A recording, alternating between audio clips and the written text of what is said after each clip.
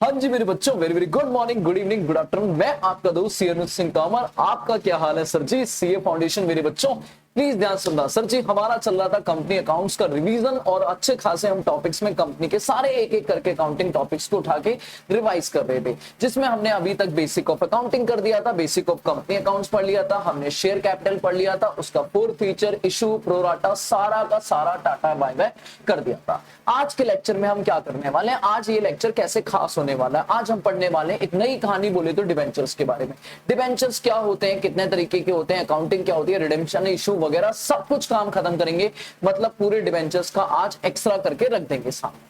Clear है? तो आप जल्दी से मेरे साथ शुरू हो जाओ, और अगर अभी अभी नए आए हो तो बेटा चैनल को करो सब्सक्राइब और मेरे साथ जुड़ जाओ। और हाँ, इन सेशंस के बाद हम करेंगे एक प्रैक्टिस सेशन, जहां पे मैं इंपॉर्टेंट क्वेश्चंस हर चैप्टर के लेके आऊंगा, जहां पे मैं हर चैप्टर के important questions, true false, compiler सब कुछ देने वाला हूं। क्लियर है? सारे notes, important question, important true false वगैरह सब कुछ हर एक चैप्टर के देने वाला हूं। तो चैनल को सब्सक्राइब कर लेना और बेटा अच्छे से अपनी पढ़ाई को ध्यान देना। टारगेट है इस बार 90 प्लस इन अकाउंट्स। कुछ भी हो जाए, जान चली जाए, पर अकाउंट्स में 90 प्लस आके रहेंगे। पढ़ना शुरू करते हैं हम लोग, बिना देरी के साथ में काम शुरू करते हैं। क्लियर है?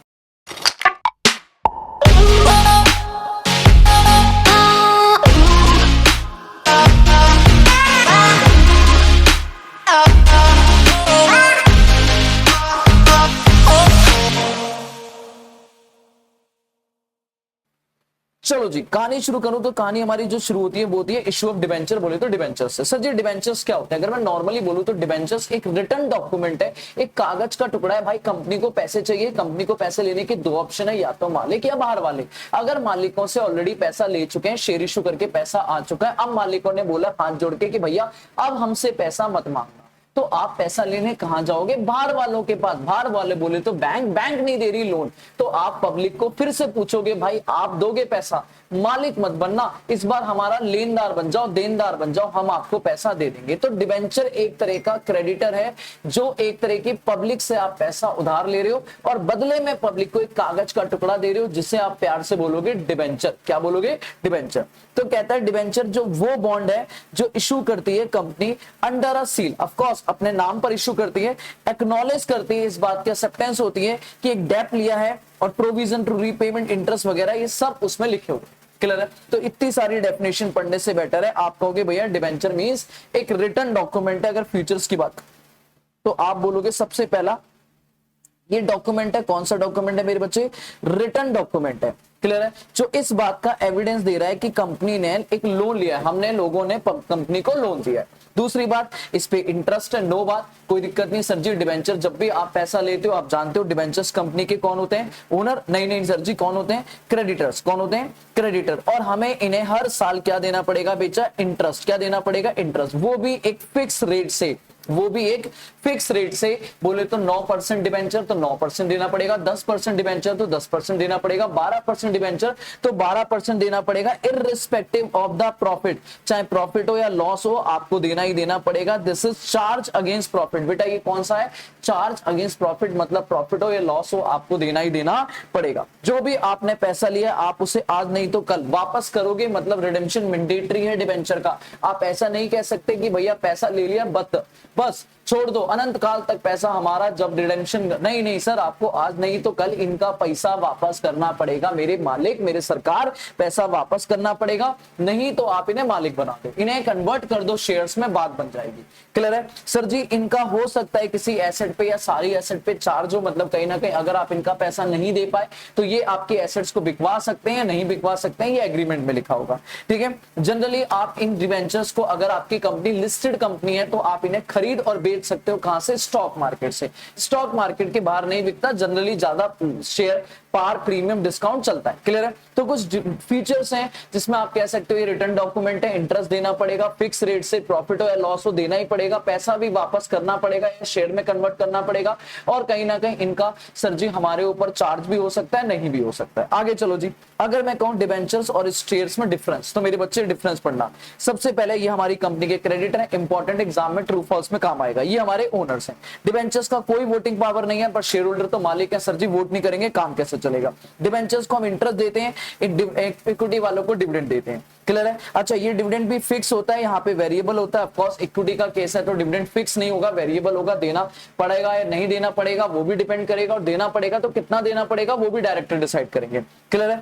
और आपको इंटरेस्ट देना पड़ेगा, वो चार्ज है, मतलब प्रॉफिट हो या लॉस हो देना ही देना पड़ेगा। ये एप्रोप्रिएशन है, मतलब प्रॉफिट होगा तो देना पड़ेगा, अदरवाइज देने की जरूरत नहीं है। डिबेंचर्स कई तरीके के होते हैं, अभी बात करेंगे secured, unsecured, redeemable, irredeemable, convertible, non convertible. पर शेयर दो ही तरीके के होते हैं, इक्विटी और प्रेफरेंस, जिनकी बात आप पिछले चैप्टर में करके आए हो, और अगर अभी तक नहीं करी है मेरे बच्चे तो जल्दी जाके पढ़ लो।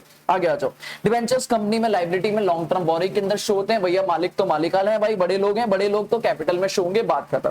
डिबेंचर्स कन्वर्ट हो सकते हैं शेयर्स में, कहीं ना कहीं शेयर्स कन्वर्ट नहीं हो सकते, शेयर में कन्वर्ट, प्रेफरेंस तब भी कन्वर्ट हो जाते हैं बट इक्विटी कन्वर्ट नहीं होती। डिबेंचर को हम फोरफिट नहीं कर सकते, अगर उन्होंने पैसा नहीं दिया तो हम उन्हें वापस नहीं ले सकते, भैया जितना दिया उतना ही वापस कर दो, बात खत्म। पर शेयर को हम फोरफिट कर सकते हैं। डिबेंचर्स को अपना पैसा रिडेम्पशन पे मिलेगा ही मिलेगा, as per the terms and condition, par premium जो भी देना पड़ेगा, लेकिन इक्विटी शेयर होल्डर अपना पैसा वापस नहीं ले सकते। हाँ, कंपनी चाहे तो वो दे सकती है, कंपनी चाहे तो दे सकती है। हाँ, प्रेफरेंस शेयर होल्डर को देना पड़ेगा, इक्विटी को तो नहीं देना पड़ेगा। लिक्विडेशन के टाइम पे कंपनी को सबसे पहले डिबेंचर्स को पैसा निपटाना पड़ेगा शेयर होल्डर से पहले, और भैया शेयर होल्डर को सबसे एंड में पैसा देना पड़ेगा, तो ये लिखा है बात, मालिकों को सबसे लास्ट में। तो ये सारे डिफरेंस है बेटा, एक लाइन में मैंने पढ़ दिया, कोई बड़ी बात नहीं है। अब डिवेंचर्स होते कितने तरीके के, सबसे पहले सिक्योरिटी, बेटा नाम से ही पढ़ूंगा, आगे डिटेल में बात खत्म। अगर सिक्योरिटी की बात करूं तो सिक्योर्ड और अनसिक्योर्ड, मतलब अगर मैंने कंपनी, हाँ जी देखो मेरी कंपनी है ए लिमिटेड, हाँ जी मालिक जी सामने बताऊं, सर जी आप लोगों को मेरी कंपनी के पब्लिक, और मैंने कहा भाई साहब पैसा उधार चाहिए, क्या मिलेगा, क्या 1 करोड़ रुपया, ज्यादा नहीं, बस ओनली 1 करोड़ रुपए, क्या दोगे आप? आपने कहा दे देंगे सर जी, बहुत पैसा, अंधा पैसा छत पे सूख रहा है, टेंशन नहीं है, जल्दी बताओ क्या करना है। आपने पैसा दिया, मैंने डिवेंचर दिया, उस डिवेंचर डॉक्यूमेंट पे मैंने लिखा कि मैं आपका पैसा 10 साल बाद वापस कर दूंगा। मेरे बच्चे मैंने क्या बोला, 10 साल वापस कर दूंगा। हेलो जी, क्लियर? आपने कहा ठीक है, बट वट अबाउट अगर आपने 10 साल बाद मुकर गए तो आपका पैसा नहीं हुआ, आपका बिजनेस लॉस में चला गया, वट एवर जो भी हुआ तो क्या होगा? मैंने कहा सर जी हाथ जुड़वा लो, कुछ नहीं होगा, कोई लेना देना नहीं है, आपको पैसा दे दूंगा, बात खत्म। ठीक है, नहीं हुआ तो आप कोर्ट में जाना और मेरी कंपनी बंद करवा के अपना पैसा ले लेना, लेकिन उससे ज्यादा मैं कुछ नहीं कर सकता, हाथ जोड़ के नमन है। क्लियर है? तो मतलब मैंने आपको कुछ भी सिक्योरिटी नहीं दी, दिस इज अनसिक्योर, इन्हें क्या बोलेंगे, अनसिक्योर डिबेंचर। और मैंने कहा ओह हेलो, आपको विश्वास नहीं है, कोई बात नहीं, आप मेरे ये प्लांट एंड मशीनरी के डॉक्यूमेंट रखो, अगर मैंने पैसा नहीं दिया, डिफॉल्ट किया, तो आप मेरी प्लांट एंड मशीनरी उठाना, बेचना और अपना पैसा वसूल लेना, दिस इज सिक्योर डिबेंचर। खत्म हो गया secure. Convertible, non convertible debentures मैंने बोला 10 साल बाद वापस करूंगा, अब वापस कैसे करूंगा? मैंने कहा कैश दूंगा, बात खत्म, आना रोकड़ा लेना और चले जाना। नॉन कन्वर्टेबल दैट मींस आपके डिबेंचर्स का रिडेम्पशन, रीपेमेंट जो भी होगी वो कैश में होगी, तो दिस इज नॉट। दूसरा केस, मैंने कहा सर जी 10 साल बाद आना, हाथ आगे करना, पैसा चाहिए, मैं आपके हाथ में रख दूंगा शेयर और आप मेरे मालिक बन जाओगे, दिस इज कन्वर्टेबल डिबेंचर। अगला है परफॉर्मेंस, रिडीमेबल, इरिडीमेबल। रिडीमेबल मतलब आज नहीं तो कल वापस करना पड़ेगा, 10 साल में वापस करने का वादा कर रहा हूं ना, तो भाई रिडीमेबल। और मैंने कहा सर जी ऐसा है, वापस का तो नहीं पता, लेकिन जब तक कंपनी चलेगी तब तक मैं ब्याज दूंगा, और अगर कंपनी जिस दिन वाइंडिंग अप में गई तब अपना पैसा वापस ले लेना, तो दिस इज इरिडीमेबल, जहां पे रिडेम्पशन की पीरियड नहीं डिफाइन है। क्लियर है? हर साल वापस इंटरेस्ट दूंगा, लेकिन रिडेम्पशन करने का कोई टाइम फिक्स नहीं है, कंपनी जब तक चलेगी तब तक आपका पैसा कंपनी में रहेगा, और रिडेम्पशन में अगर आपको पैसा चाहिए तो वाइंडिंग अप का इंतजार करना पड़ेगा, वाइंडिंग अप पे आपका पैसा वापस होगा। रजिस्टर्ड और बियरर, रजिस्टर्ड बियरर मतलब सर जी डिबेंचर मैंने इशू करा, ये रहा मेरा कागज का टुकड़ा, कहां लाओ मेरा डिबेंचर, भैया डिबेंचर, मैंने कहा ये रहा डिबेंचर, कागज है, कोरा कागज था मन मेरा, लिख दिया नाम तेरा। सर जी अगर मैंने तो आपका नाम लिख दिया कि भाई साहब ये डिबेंचर आपके नाम पे, मिस्टर ए के नाम पे जा रहा है, मतलब ये डिबेंचर सिर्फ ए का है, इस पर किसी और का अधिकार नहीं है, तो दिस इज रजिस्टर्ड डिबेंचर। क्या बोला जाएगा? रजिस्टर्ड। पर मैंने कहा ये डिबेंचर है जिसका है उसका, कोरा कागज है, कोई नाम नहीं है, मैंने कहा आप ले लो, आप ले आ जाना पैसा, अगर आप ये किसी और को दे दोगे तो आपके ब्याज पे वो आ जाएगा, आप आपस में देखते रहना, मैंने तो आपको दिया, जो आएगा मेरा ये पैसा लेके उसको ब्याज और डिवेंचर सब मिलेगा, तो दिस इज बियरर। बियरर मतलब नेगोशिएबल इंस्ट्रूमेंट, कि किसी के पास जिसका है उसी का। फर्स्ट मॉर्टगेज और सेकंड मॉर्टगेज मतलब सिक्योर्ड के ही दो पार्ट है, सिक्योर्ड के ही दो पार्ट हैं। फर्स्ट मॉर्टगेज मतलब ये है कि भैया अगर सिक्योरिटी में भी देखा जाए तो पहला अधिकार किसका है और दूसरा, जिसका पहला अधिकार है प्लांट एंड मशीनरी पे वो पहली बार पैसा लेगा, मतलब प्लांट एंड मशीनरी बिकी, और जो सबसे पहले बिक के पैसा होगा वो जो सबसे पहले पे होगा। अगर दो क्लास के डिबेंचर है तो वो हो जाएंगे फर्स्ट और सेकंड, कि प्लांट एंड मशीनरी पे दोनों का अधिकार है, पर उसमें पहले किसका है, जिसका पहला है वो फर्स्ट मॉर्टगेज, जिसका दूसरा है वो सेकंड मॉर्टगेज। लो जी खत्म। क्लियर। तो सिक्योरिटी मतलब जिसका किसी सिक्योरिटी पे, अच्छा दो तरीके की सिक्योरिटी होती है, एक होता है फिक्स्ड और एक होती है फ्लोटिंग। फिक्स मतलब किसी पर्टिकुलर प्लांट एंड मशीनरी पे, जैसे मैंने बोला plant and machinery, land and building, किसी एक पर। और फ्लोटिंग मतलब ऑल एसेट, भैया सारी एसेट पे आपका अधिकार है। कल को आपने नहीं पैसा मिला ना तो आप आना और अपनी कंपनी की, मेरी कंपनी की सारी एसेट बेच के पैसा ले लेना। अनसिक्योर्ड या नेक्ड डिवेंचर, ठीक है, नेक मतलब खत्म, कोई डिवेंचर्स पे कोई अधिकार आपका नहीं है, आप सिंपल अपना पैसा लो, नहीं मिलेगा तो भैया हाई कोर्ट में जाके कंपनी बंद करा के तब पैसा वसूलना, एसेट वेसेट पे हाथ मत लगा देना अपने मर्जी से। ओके जी ओके, ठीक है। कन्वर्टेबल आपने पढ़ी लिया, जिन्हें हम कन्वर्ट कर सकते हैं into equity share. Non convertible जिन्हें हम कोई कन्वर्ट नहीं कर सकते हैं। रिडीमेबल जिन्हें मुझे रिडीम करना पड़ेगा, जैसे एग्जांपल के लिए 8 साल रिडीमेबल मतलब मुझे कोई रीपे नहीं करना है, रिडेम्पशन होगा सिर्फ at the time of liquidation. Negotiable मतलब जिसका किसी का नाम अगर एड्रेस वगैरह पर्टिकुलर लिख दिया रिकॉर्ड ऑफ रजिस्टर में तो वो रजिस्टर्ड बन गया। और अगर किसी का नाम नहीं है, सिर्फ नेगोशिएबल इंस्ट्रूमेंट है, मतलब जो इसका मालिक जिसके हाथ में है उसका है वो है। फर्स्ट मतलब किसमें से, प्रॉपर्टी में से पहले किसे मिलेगा और उसके बाद किसे मिलेगा, तो वो फर्स्ट और सेकंड डिवेंचर। खत्म हो गई बेसिक पार्ट। अब आ जाओ डिवेंचर्स की अकाउंटिंग। अगर मैं काउंटिंग करूं तो 3 रीजन है डिवेंचर इशू करने के, 3 रीजन है मेरे बच्चे। पहला है पैसा चाहिए, दूसरा है अदर देन कैश, और तीसरा है कोलेटरल सिक्योरिटी। दूसरा है कोलेटरल सिक्योरिटी, ठीक है। अगर मैं कैश की बात करूं तो कैश में लेने के पैसा 2 तरीके का है, एक लमसम और एक इंस्टॉलमेंट। एक लमसम और इंस्टॉलमेंट। ऑफ कोर्स इंस्टॉलमेंट ज्यादा डिस्कशन यहां नहीं करूंगा क्योंकि ऑलरेडी शेयर का टॉपिक करके आए हैं, भर भर के पढ़ा है हमने शेयर में बात करेंगे, यहां ज्यादा बात है नहीं करेंगे। बट अगर मैं लमसम में बात करूं तो एंट्री वही होने वाली है। अगर मैं बोलूं तो पहली एंट्री क्या होगी, आप बोलो जल्दी से। पहली एंट्री होगी पैसा आएगा बैंक अकाउंट डेबिट, पैसा आएगा bank account debit to debenture. वहां शेयर एप्लीकेशन लिखते थे, यहां debenture application and allotment account. बात समझ आ रही है, क्लियर है। और फिर अगर आपका मिनिमम सब्सक्रिप्शन, यहां मिनिमम सब्सक्रिप्शन है क्या सर, हाँ मेरे बच्चे 75% मिनिमम सब्सक्रिप्शन है, तो 75% होते ही आप कहोगे debenture application and allotment account debit to भैया 2% डिवेंचर। बात खत्म। अगर पार पे है तो बात यहीं खत्म हो जाएगी, अगर प्रीमियम है तो एक और चीज चिपक के आ जाएगी, टू सिक्योरिटी प्रीमियम। और अगर डिस्काउंट है डिवेंचर डिस्काउंट पे भी जा सकता है, तो भैया एक और चीज आ जाएगी discount on issue of debenture, discount on issue of debenture. अगर एंट्री देखो तो यही एंट्री है, पहली एंट्री आएगी पैसा रिसीव करने की, bank account debit to debenture application. बेटा नंबर ऑफ डिवेंचर जितने लोगों ने अप्लाई किए, जितने डिवेंचर अप्लाइड हुए हैं, multiply by always issue price. 100 का डिवेंचर 110 में इशू हुआ तो 110, 120 में इशू हुआ 120, 90 में इशू हुआ 90, 100 में इशू हुआ 100। बात समझ आ रही है। 1 लाख के बदले 1,20,000 डिवेंचर आए, 1,20,000 से एंट्री मारूंगा, 90,000 आए 90,000 से एंट्री मारूंगा। जितने डिवेंचर में लोगों ने अप्लाई किया मल्टीप्लाई बाय जितना रोकड़ा उन्होंने दिया, क्लियर है। लेकिन जब हम अलॉटमेंट करेंगे तो एंट्री होगी, एप्लीकेशन आएगी, डिवेंचर जाएंगे। अगर एक्सेस आई हैं तो टू बैंक करके रिफंड कर देंगे। अगर सिक्योरिटी प्रीमियम है तो ऑफ कोर्स यहाँ पे सिक्योरिटी प्रीमियम आ जाएगा क्रेडिट में, और अगर डिस्काउंट है तो डिस्काउंट डेबिट हो जाएगा। उससे 3 एंट्री बनाने से बेटर है एक ही एंट्री में काम खत्म कर दो, debenture application account debit 2% debenture. अभी एक क्वेश्चन करा देता हूं, बात खत्म हो जाएगी। बोलो हाँ है ना, पक्का। वो कह रहा है debenture issue at par premium but redeem at discount, ठीक है। देन इट मींस, अच्छा एक पॉइंट ये है, ठीक है,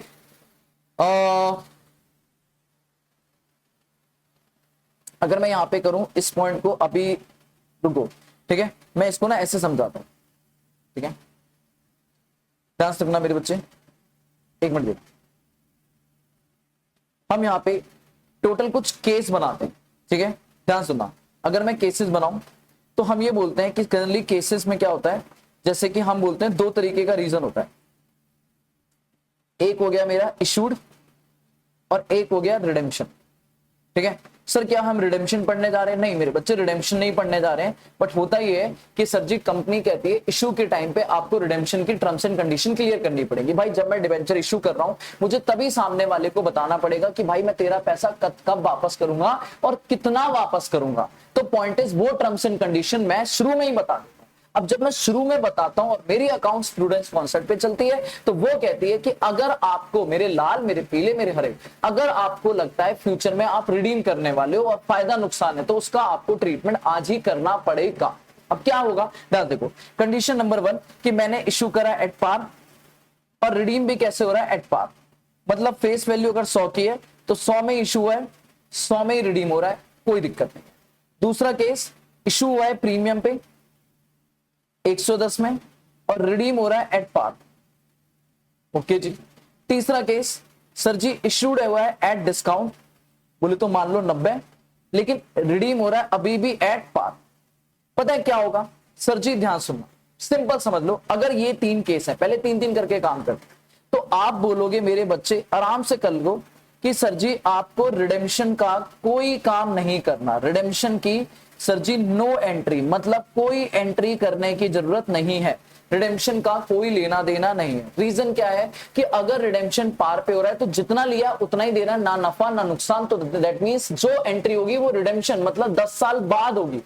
आज जब मैं इश्यू कर रहा हूं तब मुझे इसकी कोई एंट्री की टेंशन नहीं लेनी, मतलब मैं जो एंट्री करूंगा वो इश्यू की करूंगा, और वो आपको पता है क्या एंट्री होंगी, bank account debit to debenture application and allotment, एक एंट्री ये होगी डिबेंचर एप्लीकेशन एंड अलॉटमेंट, और दूसरी एंट्री होगी सीधी सीधी भाई debenture application and allotment account debit, debenture application and allotment account debit to 9%, जो भी परसेंटेज डिबेंचर है वो डिबेंचर, और अगर आपने बोला सर जी डिबेंचर प्रीमियम पे गए थे तो टू सिक्योरिटी प्रीमियम रिजर्व, अगर डिस्काउंट पे गए थे तो discount on issue of debenture, discount on issue of debenture, हाँ जी discount on issue of debenture. बात समझ आ रही है?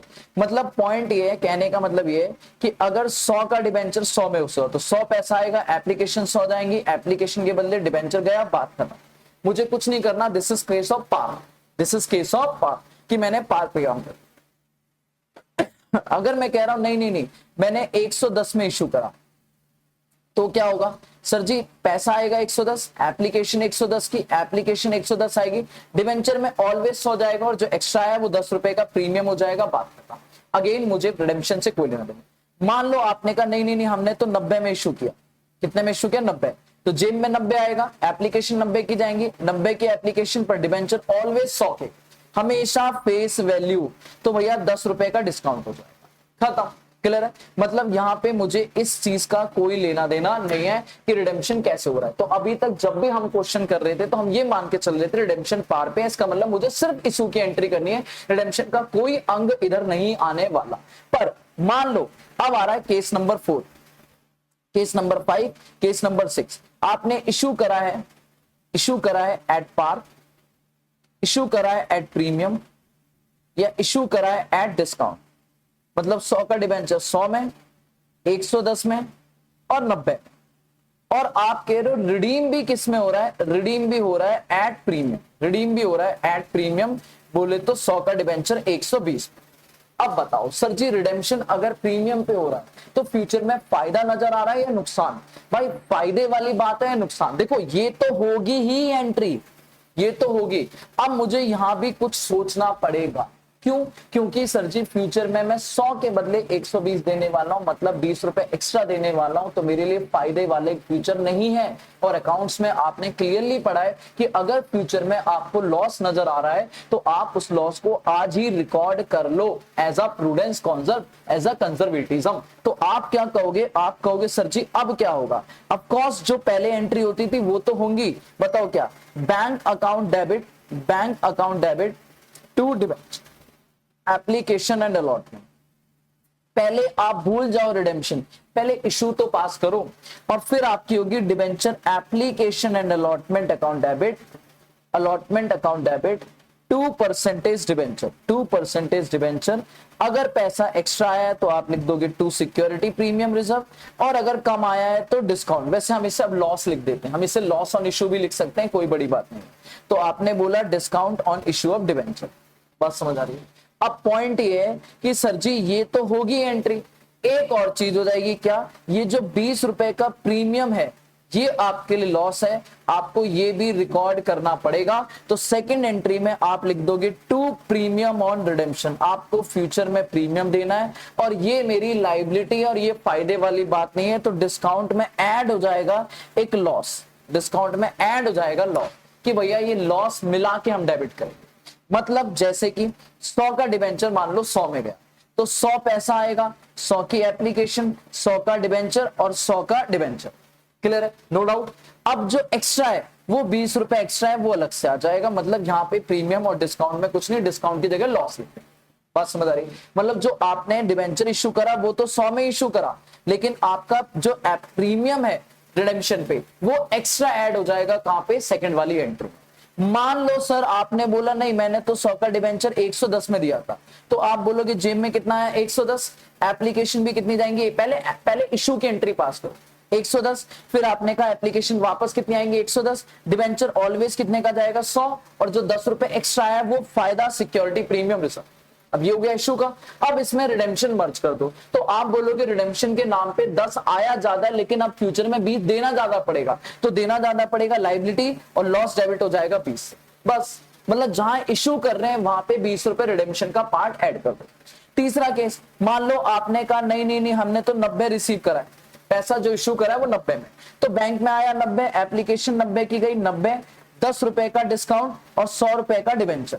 बोलो हाँ है ना, क्लियर। ये तो इशू की एंट्री होगी, लेकिन अब बोलोगे भैया 10 रुपए कम आया और फ्यूचर में 20 रुपए ज्यादा देना पड़ेगा, तो वो प्रीमियम ऐड करना पड़ेगा, मतलब प्रीमियम के नाम पे, प्रीमियम रिडेम्पशन के नाम पे 20 रुपए हो जाएगा, और ये लॉस बढ़ के 10 + 20 कितना हो जाएगा 30 हो जाएगा। ओ बात समझ आ रही है या नहीं, क्लियर है। तो आपको याद रखना है कि अगर रिडेम्पशन पार पे हो रहा है तो मुझे कुछ भी अलग से करने की जरूरत नहीं है, लेकिन रिडेम्पशन अगर प्रीमियम पे हो रहा है तो मुझे थोड़ा सा काम तो एक्स्ट्रा करना पड़ेगा। एक नए केस भी आए हैं जनरली, मैं बताऊं, केस नंबर 7, केस नंबर 8 और केस नंबर 9।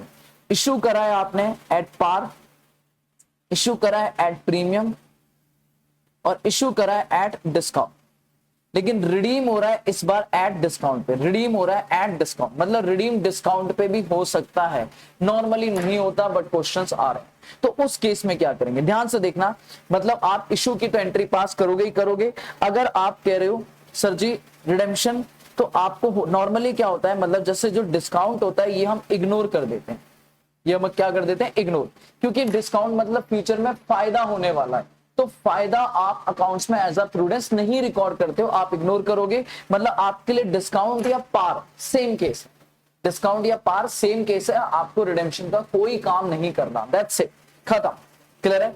तो वही यहाँ पे बातें लिखी हुई है, ठीक है, यही बात यहाँ पे लिखी हुई है, एक बार पढ़ो। कह रहा है सर जी जो डिबेंचर आपके चाहे इशू पार पे हो, प्रीमियम पे हो, किसी पे हो, पर अगर रिडीम हो रहे हैं एट डिस्काउंट पे, तो इसका मतलब ये है कि कंपनी विल गेन, कंपनी को फ्यूचर में फायदा होने वाला है क्योंकि उसे पैसा कम देना पड़ेगा, और इस गेन को हम नहीं रिकॉर्ड करेंगे because of conservatism concept, clear है, हम इसको रिकॉर्ड नहीं करेंगे, मतलब इस डिस्काउंट को हम बुक्स ऑफ अकाउंट्स में एंट्री नहीं करेंगे। खत्म हो गया मेरा ये केस, ठीक है। अब आप यहाँ पे ये सारी एंट्री क्लियर हो जाएंगे, ठीक है, कोई भी केस बन जाए एंट्री खत्म, ठीक है। चलो जी यहां तक हो गया। अच्छा अगर सर इंस्टॉलमेंट आ गया तो करते क्या है, वैसे इंस्टॉलमेंट में भैया इंस्टॉलमेंट में एंट्री बनाओ, अगर मैं कहूं तो वही एंट्री होंगी, बैंक अकाउंट डेबिट, ठीक है, bank account debit to debenture application, फिर debenture application account debit to percentage debenture, और अगर एक्सेस एप्लीकेशन है तो टू बैंक, क्लियर है। जनरली फ्री डिस्काउंट विस्काउंट का काम मैं खड़ा डाल देता हूं अलॉटमेंट, मतलब तीसरी एंट्री जब मैं करूंगा debenture allotment account debit, allotment account debit to percentage debenture, तब करूंगा डिस्काउंट या loss on issue of debenture debit to premium on redemption या सिक्योरिटी प्रीमियम रिजर्व या टू प्रीमियम ऑन रिडेम्पशन। तो मतलब पहली दूसरी एंट्री पे कुछ नहीं होगा, जो भी काम होगा तीसरी एंट्री पे, और चौथा अपना नॉर्मली पैसा आ जाएगा bank account debit to debenture allotment. तो कोई बड़ी बात नहीं है, मतलब आपको बस याद रखना है कि अगर मेरा केस आ जाता है इंस्टॉलमेंट, तो इंस्टॉलमेंट में आपको यही 4-5 एंट्री करनी होंगी। जनरली फाइनल कॉल की भी हो सकती है, बट जनरली वो 2 इंस्टॉलमेंट देगा। तो नॉर्मली आप क्या बोलोगे, सर जी जितना एप्लीकेशन अलॉटमेंट खत्म, एप्लीकेशन पे शेयर अलॉट करके अगर एक्सेस मनी है तो वो खत्म, जो भी होगा वो आपका इस बार प्रीमियम डिस्काउंट वगैरह क्वेश्चन कुछ ना बोले तो आप अलॉटमेंट पे हड़काओगे, ठीक है। तो यहीं पे ये बात यहां भी लिखी हुई है कि जो भी आपका अलॉटमेंट वाला है, अलॉटमेंट वाला है, उस अलॉटमेंट पर काम करोगे, ठीक है। आ जाओ जी, ठीक है, ये रन अलॉटमेंट की आप entry, debenture allotment account, discount on issue, debenture redemption, जो भी प्रीमियम वगैरह वो सब आप अलॉटमेंट वाली एंट्री पे करके चलोगे, ठीक है। चलो जी इसको हटाते हैं अब हम, ठीक है। तो ये मैंने 6 केस ऑलरेडी आपको बना दिए हैं, आप इनको पढ़ते रहोगे, कोई दिक्कत वाली बात नहीं है, ठीक है। ये सारा हमने कवर कर लिया, इसमें कोई दिक्कत वाली बात नहीं है, ठीक है। पेबल इन इंस्टॉलमेंट है, इशूड एट पार है, कोई दिक्कत वाली बात नहीं है, ये सारा हमने कर लिया, ठीक है। सर जी अब आ जाते हैं, एक छोटी सी बात है, ठीक है। सिक्योरिटी प्रीमियम रिजर्व का आपको यूज आता है, तो उसमें कोई बड़ी बात नहीं है, ठीक है। मैं देख ले रहा हूँ इसमें से मुझे कुछ भी अभी काम की चीज नहीं दिख रही है, वो एक्सेस मनी वगैरह रिफंड कर दोगे आप, वही एंट्री बार बनाना। आ जाओ, अगला टॉपिक है issue of debenture as a collateral security. अगर आप कोलेटरल सिक्योरिटी में डिवेंचर इशू कर रहे हो, मतलब आपने बैंक से लोन लिया। सर जी आपने बैंक से लोन लिया है और आपने बैंक को बदले में प्राइमरी सिक्योरिटी में एसेट रखी, पर बैंक को लग रहा है भैया जो आपने ये प्लांट एंड मशीनरी रखी है ना प्राइमरी सिक्योरिटी में, इसकी वैल्यू आज तो सफिशिएंट है, पर फ्यूचर में जब 10 साल रीपे करने की बात आएगी तब ये वैल्यू कहीं लड़खड़ा सकती है, मतलब कहीं ना कहीं सफिशिएंट ना रहे।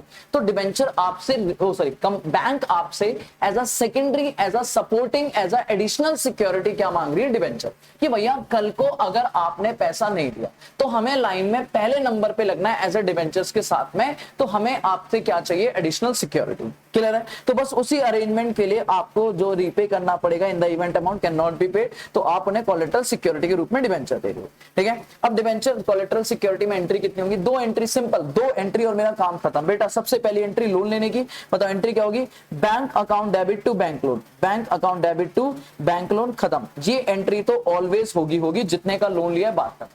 क्लियर है? और दूसरी एंट्री क्या होगी, सर जी आपको अगर क्वेश्चन कहेगा हमें डिबेंचर रिकॉर्ड नहीं करना तो नो एंट्री। क्लियर है? और क्वेश्चन कहेगा नहीं नहीं हम तो डिबेंचर रिकॉर्ड करना चाहते हैं, तो फिर एंट्री हो जाएगी debenture suspense account debit to percentage debenture. भाई इतना इंपॉर्टेंट डिबेंचर का डॉक्यूमेंट आप किसी को देने वाले हो, मैंने क्लास में अच्छी खासी डिस्कशन करी थी, तो क्या आप कोई एंट्री नहीं मारोगे? तो कुछ लोग कहते हैं हाँ नहीं मारेंगे, बात खत्म। क्या कर लोगे? नहीं मारेंगे। भाई हमें हमारे को जो पैसा आया वो लोन के बदले आया, तो बैंक अकाउंट डेबिट और लोन की लाइबिलिटी बढ़ गई बैंक लोन। ये डिबेंचर फालतू कागज का टुकड़ा है, इसमें जान ही नहीं है। कब जान आएगी? फ्यूचर में, जब 10 साल बाद में डिफॉल्ट कर दूंगा तब आएगी जान, तो तब की तब बात करेंगे, अभी छोड़ो। लेकिन कुछ लोग कहते हैं भाई इतना इंपॉर्टेंट डॉक्यूमेंट आप गिरवी रख रहे हो तो थोड़ा बता तो दो कि गिरवी रखा है, हाँ भले ही चाहे डिबेंचर सस्पेंस डाल दो। क्लियर है? कुछ बातें याद रखनी है बेटा, इंटरेस्ट ऑलवेज जो पे होगा वो बैंक रेट से पे होगा, और वो भी किसके, बैंक लोन अमाउंट पे होगा, बैंक लोन अमाउंट पे। बेटा ये जो डिबेंचर का इंटरेस्ट रेट है, ये डिबेंचर का लोन रेट है, डिबेंचर का अमाउंट है, सिर्फ दिखाने के लिए है, दिखाने के, वही वाली बात, हाथी के दांत दिखाने के कुछ और खाने के कुछ और। तो जो यार सर जी हमें डिबेंचर्स का ये जो लोन वगैरह है इसका कोई नहीं, ये जान ही नहीं है भाई, इनमें जो मेन है वो लोन है, लोन में जान है, बाकी जान नहीं है। ठीक है, तो याद रखना debenture is entitle interest only अगर आपने अपना लोन नहीं पे किया। ठीक है, जो इंटरेस्ट मिलेगा वो अमाउंट ऑफ लोन पे मिलेगा, डिबेंचर पे नहीं मिलेगा। ठीक है, बात खत्म। होल्डर ऑफ डिबेंचर मतलब बैंक लोन, बैंक की बात कर रहे हैं कि अगर बैंक को जो इंटरेस्ट लेना होगा वो इंटरेस्ट उन्हें किस पे मिलेगा, लोन अमाउंट पे मिलेगा, डिबेंचर अमाउंट पे नहीं मिलेगा। ठीक है जी, अदर देन कैश की बात कर लेते हैं बेटा। अदर देन कैश अगर मैं डिस्कस करूं, ध्यान से बताना, अगर मैं अदर देन कैश की बात करूं तो अदर देन कैश में 2 टॉपिक है। अगर आपने एसेट्स खरीदी है, purchase of any single asset, एक सिंगल एसेट खरीदी है, सिंपल एंट्री हो जाएगी asset account debit to vendor. भैया एसेट आएगी machine account debit to vendor, बात खत्म। Asset account debit to vendor account, बात खत्म, खत्म। क्लियर है? एक एंट्री।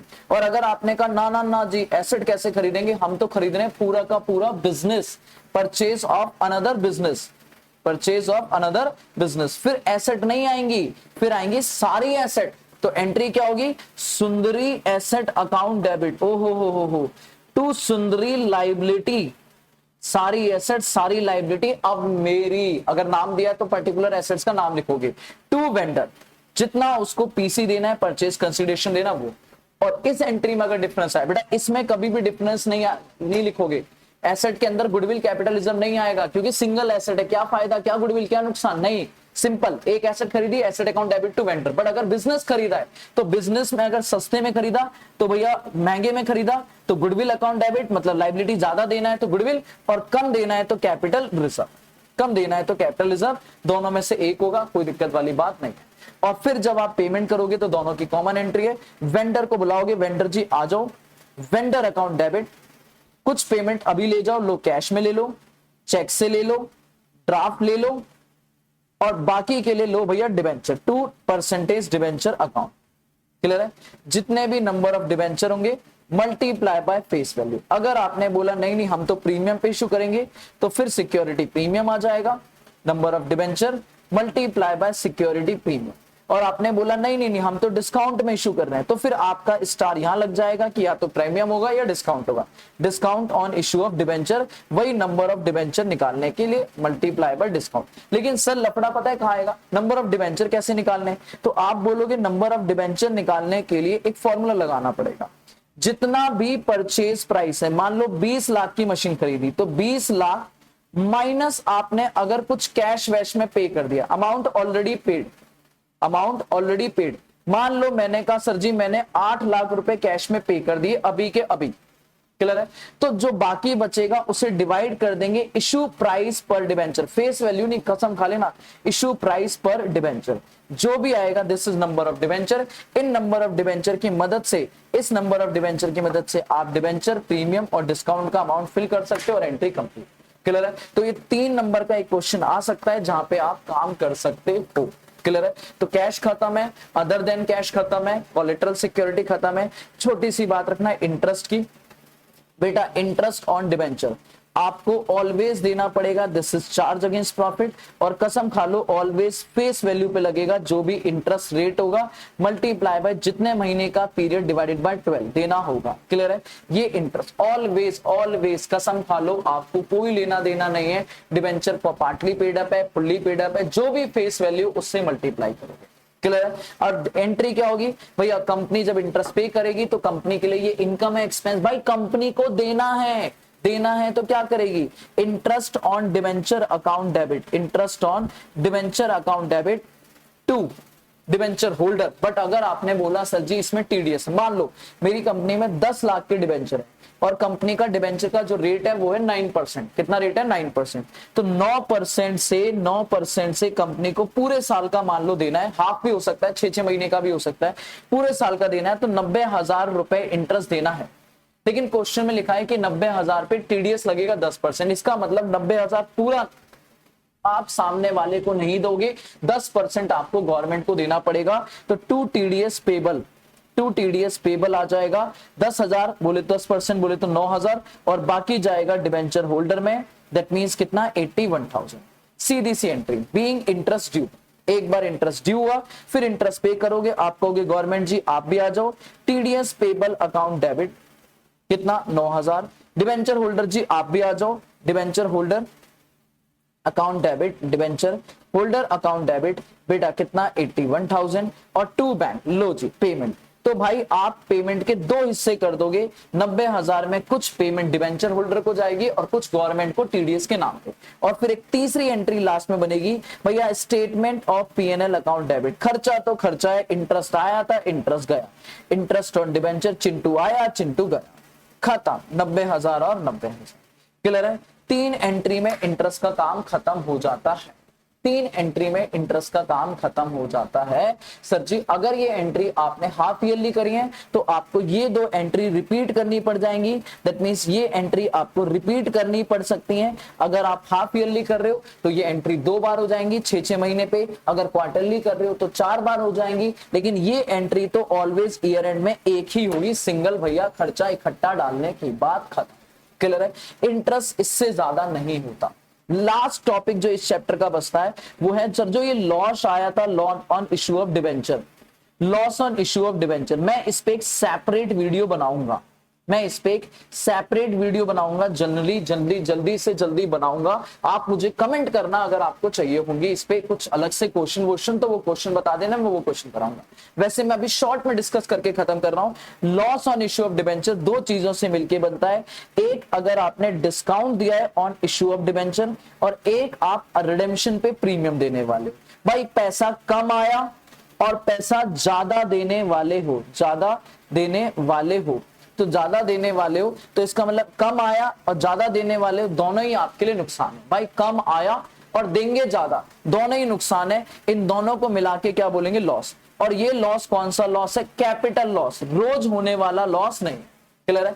फॉर एग्जाम्पल मेरी कंपनी ने 50,000 10% डिबेंचर इशू करे हैं, दिन डिबेंचर की फेस वैल्यू 100 है पर इशू प्राइस हो रहा है 90 में, इशू प्राइस हो रहा है 90 और रिडीमेबल वैल्यू है 115। इसका मतलब भैया क्या है कि डिबेंचर सस्ते में इशू हो रहे हैं और महंगे में, तो आप लॉस अगर निकालोगे, वैसे तो एंट्री बना के भी लॉस निकाल सकते हो, मैं डायरेक्ट निकालूं तो आप बोलोगे 50,000 डिबेंचर पे 10 रुपए का डिस्काउंट है प्लस 50,000 डिबेंचर पे always compare with face value 15 रुपए का प्रीमियम है, तो मतलब 5 लाख का डिस्काउंट और 7.5 लाख रुपए का प्रीमियम, टोटल नुकसान हो गया मेरे बच्चे 12.5 लाख। अब ये 12.5 लाख का लॉस आपको राइट ऑफ करना पड़ेगा। राइट ऑफ करने के लिए आपके पास दो ऑप्शन है, पहला कैपिटल प्रॉफिट्स। सर जी कैपिटल प्रॉफिट एक बार में उठाओ और राइट अप कर दो अगर आपके पास सफिशिएंट कैपिटल प्रॉफिट्स हैं, जिसमें सबसे पहला दरवाजा एसपीआर, दूसरा दरवाजा कैपिटल रिजर्व, पर कंडीशन सिंपल है, रियलाइज्ड इन कैश होना चाहिए। रियलाइज्ड इन कैश होना चाहिए, ये दोनों ही अमाउंट रियलाइज्ड इन कैश होने चाहिए।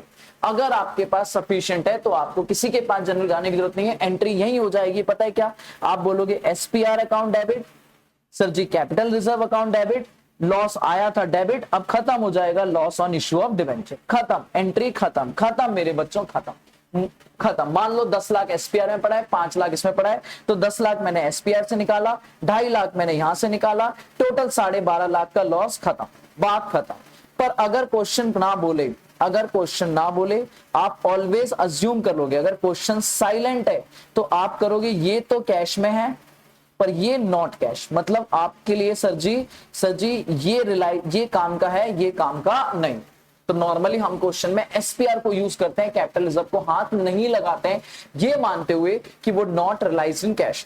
But sir ji what about अगर ये सफिशिएंट नहीं है, इफ नॉट सफिशिएंट, अगर सफिशिएंट नहीं होता है, अगर आपके पास कैपिटल रिजर्व बोले तो सिक्योरिटी प्रीमियम रिजर्व सफिशिएंट नहीं है, तो आप जाओगे स्टेटमेंट ऑफ पीएनएल के पास।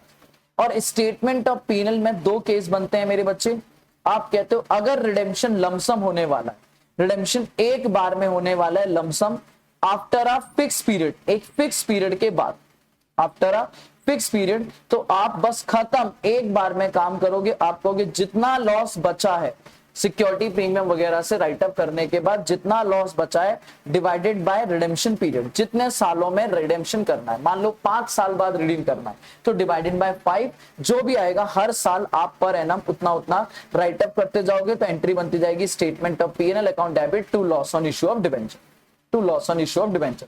मान लो भैया 12.5 लाख में से 2.5 लाख तो सिक्योरिटी प्रीमियम से हो गया, 10 लाख बचा, अब 10 लाख का लॉस बचा है और 5 साल में रिडेम्पशन करना है, तो हर साल 2-2 लाख का रिडेम्पशन होता है, खत्म। अच्छा, लेकिन अगर आपने बोला रिडेम्पशन होगा इंस्टॉलमेंट, इन इंस्टॉलमेंट, धीरे धीरे हौले हौले, तो फिर आपको एक चार्ट बनाना पड़ेगा जिसमें आप ईयर बनाओगे कि हर साल जहां से डिबेंचर इशू हुए हैं वहां से, मान लो आज इशू हुए 1 अप्रैल 2025 से, तो 25-26, फिर ऐसे ही 26-27, फिर ऐसे ही 27-28, और मान लो आखिरी रिडेम्पशन हो रहा है 29 में, तो 2028, जब तक जहां से इशू हुए टिल जब तक रिडीम नहीं हो जाते तब तक के साल बनाओगे, और हर साल निकालोगे आउटस्टैंडिंग डिबेंचर्स नंबर्स में या फेस वैल्यू बात से, कि हर साल ऑन एन एवरेज कितने डिबेंचर्स रहे हैं, क्लियर है, और उनका एक रेशियो निकालोगे, और उस रेशियो में उठा के इस लॉस को, 10 लाख को जो बचा हुआ लॉस है उसे धीरे धीरे हर साल में राइट अप कर। बात समझ आ रही है? सर जी आउटस्टैंडिंग डिबेंचर कैसे निकालेंगे? मान लो क्वेश्चन ने कहा मेरे पास 50,000 डिबेंचर है, मैं 4 साल में धीरे धीरे इक्वली राइट अप कर दूंगा, इसका मतलब हर साल 12,500 राइट अप होंगे, तो मतलब पहले साल 50,000 रहेंगे पूरे साल, फिर 12,500 राइट अप हो जाएंगे 37,500, फिर 12,500 हो जाएंगे 25,000, फिर 12,500 हो जाएंगे 12,500, और फिर 0। तो आपका यही एक रेशियो आ जाएगा 4:3:2:1, तो इस रेशियो में आप राइट अप। बात समझ आ रही है? एक क्वेश्चन मैंने क्लास में कराया था जहां पे मैंने mid of the year redemption लिया था, उस पर मैं एक सेपरेट वीडियो बनाऊंगा, इसकी प्रैक्टिस में एक सेपरेट कराऊंगा, ठीक है। बट मैं कहूं कि एक मैंने ओवरव्यू पूरे चैप्टर का दे दिया, और होप सो आपको सारे टॉपिक्स का एक ओवरव्यू मिल चुका होगा कि कैसे कैसे करना है, क्लियर है। ऑफ कोर्स डिटेल क्लास हम आराग से करेंगे, अगर आपको डिटेल क्लास की किसी भी बच्चे को क्लासेस चाहिए इस टॉपिक की या कुछ भी, फ्री ऑफ कॉस्ट में दे दूंगा आपको, मुझे व्हाट्सएप पे कर देना। ऑफ कोर्स 2 काम करने पड़ेंगे, किसी भी बच्चे को किसी भी चैप्टर की अगर क्लास चाहिए तो मैं क्लासेस अवेलेबल करा दूंगा विदाउट एनी कॉस्ट। सिंपल आपको करना क्या होगा, ऑफ कोर्स चैनल को सब्सक्राइब करना होगा, और आपको अपने कमेंट में अपना नाम और अटेम्प्ट लिखना होगा। कमेंट में नेम और अटेम्प्ट लिखोगे और इसका स्क्रीनशॉट खोल के मुझे भेज दोगे, खींच के मुझे भेज दोगे, मैं आपको उस चैप्टर की क्लासेस अवेलेबल करा दूंगा, full detail classes without any single cost. बात समझ आ रही है? थैंक यू सो मच बच्चों, have a good day, take care, good bye bye.